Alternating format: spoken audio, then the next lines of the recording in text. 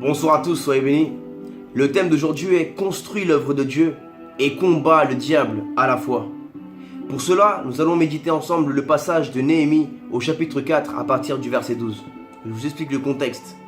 Le contexte est que la ville de Jérusalem avait été détruite par Babylone et les Juifs avaient été déportés en esclavage à Babylone. Par la suite, les Perses ont vaincu Babylone et les Juifs sont devenus esclaves des Perses. Mais se leva un homme appelé Néhémie, un prophète du Seigneur, qui trouva grâce aux yeux du roi de Perse. Et le roi de Perse lui permit de reconstruire les murailles de Jérusalem. Il recevit la mission de construire les murailles et le roi de Perse fournit tout ce qu'il avait besoin pour Néhémie afin de mener à bien son œuvre. Alors qu'il était arrivé à Jérusalem et qu'il était avec les Juifs qui étaient en train de construire la muraille, d'autres peuples ont commencé à les mépriser. Ils ont commencé à dire mais ces Juifs incapables ne vont pas pouvoir construire les murailles. Ils ne vont pas pouvoir venir à la fin de leur projet. Ils sont faibles, mais ils avaient méprisé le Dieu d'Israël. Et nous allons simplement lire à partir du verset 12 en avant. La Bible dit: Or les Juifs qui habitaient près d'eux vinrent 10 fois nous avertir de tous les lieux d'où ils se rendaient vers nous. C'est pourquoi je plaçai dans les enfoncements derrière la muraille et sur les terrains secs le peuple par famille, tous avec leurs épées, leurs lances et leurs arcs. Je regardais et m'étant levé, je dis aux grands, aux magistrats et au reste du peuple: ne les craignez pas, souvenez-vous du Seigneur grand et redoutable, et combattez pour vos frères, pour vos fils, pour vos filles, pour vos femmes et pour vos maisons. Lorsque nos ennemis apprirent que nous étions avertis, Dieu anéantit leurs projets. Et nous retournâmes tous à la muraille, chacun à son ouvrage. Depuis ce jour, la moitié de mes serviteurs travaillaient et l'autre moitié était armée de lances, de boucliers, d'arcs et de cuirasses. Les chefs étaient derrière toute la maison de Juda. Ceux qui bâtissaient la muraille et ceux qui portaient ou chargeaient les fardeaux travaillaient d'une main et tenaient une arme de l'autre. Chacun d'eux, en travaillant, avait son épée ceinte autour des reins. Celui qui sonnait la trompette se tenait près de moi. Je dis aux grands magistrats et au reste du peuple: l'ouvrage est considérable et étendu, et nous sommes dispersés sur la muraille, éloignés les uns des autres. Au son de la trompette, rassemblez-vous auprès de nous, vers le lieu d'où vous l'entendrez sonner. Notre Dieu combattra pour nous. Amen. Notre Dieu combattra pour nous. Comme vous avez pu le remarquer, d'autres peuples ont cherché à combattre Israël afin qu'ils ne puissent pas réussir à mener à bien leur projet de reconstruire les murailles de Jérusalem. Mais Dieu était avec Israël. Qu'est-ce qu'ils ont fait? Ils ont continué à bâtir, à construire la muraille, l'œuvre de Dieu. Mais avec une autre main, ils étaient prêts au combat et à recevoir les ennemis. Frères et sœurs, vous savez, dans la vie, nous sommes amenés à construire beaucoup de projets, l'œuvre de Dieu.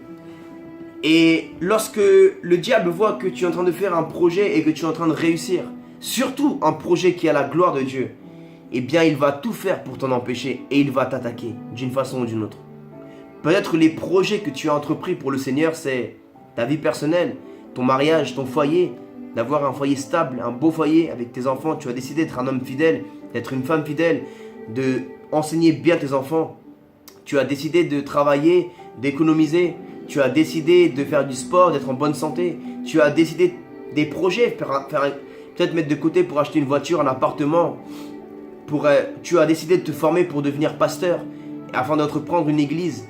Ou bien tu as entrepris un projet de faire un orphelinat ou d'aller voir les prisonniers ou dans les hôpitaux. Et le diable ne veut pas que tu fasses cela parce qu'il sait que c'est l'œuvre de Dieu et il sait que tu vas être béni à travers cela. Il va t'attaquer. Le problème de beaucoup de chrétiens, c'est qu'on se démotive. Dès qu'on voit que le diable nous attaque, on cesse l'œuvre de Dieu et on commence à se battre avec le diable.